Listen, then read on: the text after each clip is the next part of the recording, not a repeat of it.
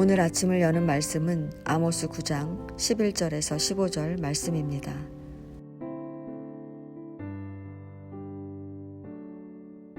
그날에 내가 다윗의 무너진 장막을 일으키고 그것들의 틈을 막으며 그 허물어진 것을 일으켜서 옛적과 같이 세우고 그들이 에돔의 남은 자와 내 이름으로 일컫는 만국을 기업으로 얻게 하리라.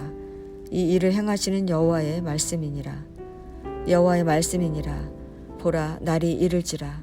그때에 파종하는 자가 곡식 추수하는 자의 뒤를 이으며 포도를 밟는 자가 씨 뿌리는 자의 뒤를 이으며 산들은 단 포도주를 흘리며 작은 산들은 녹으리라.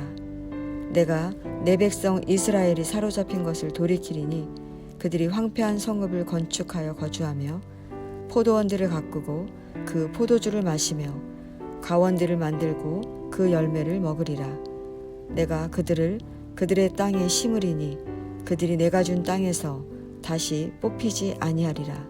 내 하나님 여호와의 말씀이니라. 아멘. 아모스서는 하나님께서 택하신 백성이라 할지라도 범죄하면 심판하신다는 예언의 말씀을 전해주고 있습니다.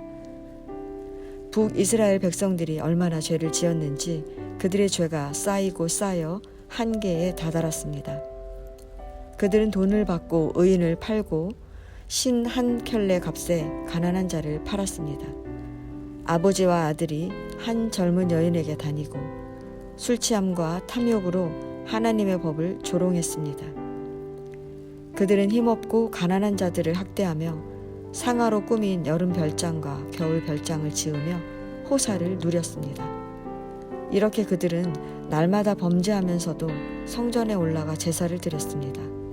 하나님은 그들의 제사를 기뻐하지 않으셨습니다. 왜냐하면 하나님이 원하시는 것은 형식적인 예배가 아니라 마음이었기 때문입니다. 이스라엘 백성들이 하나님을 바로 알았다면 이처럼 정의와 공의가 무너진 사회를 만들지 않았을 것입니다. 그들은 자신들을 사랑하는 하나님처럼 가난하든지 부하든지 모두가 함께 살아가는 나라를 만들었을 것입니다. 그래서 하나님은 종교적 형식만 남은 이스라엘에게 여호와를 찾으라, 그러면 살리라 말씀하셨지만 그들의 교만은 꺾이지 않았습니다. 그래서 하나님은 아모스에게 5가지 환상을 통해 멸망을 예고하셨습니다. 아모스는 하나님께 돌이켜 주시기를 간구하고 하나님은 그 마음을 누그러뜨리시는 것 같았지만 그들에게 남은 것은 멸망뿐이었습니다. 아모스 9장은 5번째 환상으로 시작하는데 이는 이스라엘이 멸망할 수밖에 없는 근본적인 원인이 무엇인지를 설명해 주고 있습니다. 1절은 하나님께서 제단 곁에 서서 기둥머리를 쳐서 문지방이 움직이게 하며 그것으로 부서져서 무리의 머리에 떨어지게 하라고 말씀하십니다. 이 말은 북이스라엘 초대왕 여로보암이 단과 베델에 세운 제단으로 말미암아 그 땅이 바알과 거짓된 우상들로 변질되었기 때문에 하나님께서 제단을 허무시겠다는 것입니다. 이스라엘 백성들은 변질된 제단과 함께 멸망당할 것입니다. 그 무너짐 가운데 살아남은 자는 여호와의 천사가 칼로 죽이며 한 사람도 도망하지 못하게 할 것입니다. 그들이 수월에 들어갈지라도 하늘로 올라갈지라도 하나님은 그들을 붙잡아 내신다고 하십니다. 여기서 수월과 하늘이란 그 누구도 쫓아갈 수 없는 극단적인 장소로 결국 그들이 어디에 숨는다 할지라도 하나님은 찾아내신다는 것입니다. 갈멜산 꼭대기에 숨을지라도 바다 밑에 숨을지라도 원수에게 사로잡혀 갈지라도 하나님은 찾아내 죽이실 것입니다. 즉 인간은 하나님의 심판을 절대 피할 수 없다는 것입니다. 왜냐하면 하나님은 우주 만물을 창조하시고 다스리시는 분이시기 때문입니다. 하나님은 계속해서 경고해도 돌이키지 않는 이스라엘 자손들을 구수족속 같지 아니하냐 말씀하십니다. 이 말이 무슨 뜻이겠습니까?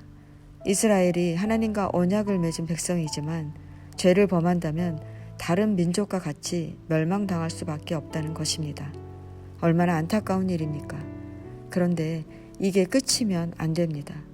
왜냐하면 하나님께서 이스라엘을 심판하시는 목적은 그들을 없애버리려는 것이 아니라 그들을 돌이켜 회복하는 것이기 때문입니다. 그래서 하나님은 8절에 하나님께서 야곱의 집을 온전히 멸하지 않는다라고 말씀하십니다. 곡식을 채질하여 알갱이만 걸러내듯이 의인은 살아남는다는 것입니다. 이 예언의 말씀은 이스라엘이 멸망하고 포로 후기 유다 공동체가 귀환하는 것을 통해 부분적으로 성취되었지만 다윗의 후손으로 오실 예수 그리스도를 통해 이 약속이 실현됩니다. 성도 여러분, 아모스서가 우리에게 말하는 것은 무엇일까요? 죄인인 우리가 하나님의 은혜를 입었으니 우리도 하나님의 은혜 받은 자로 살아가라는 것입니다. 은혜 받은 자로 살아간다는 것은 가난한 자들의 필요를 살펴 그들을 돕는 것입니다.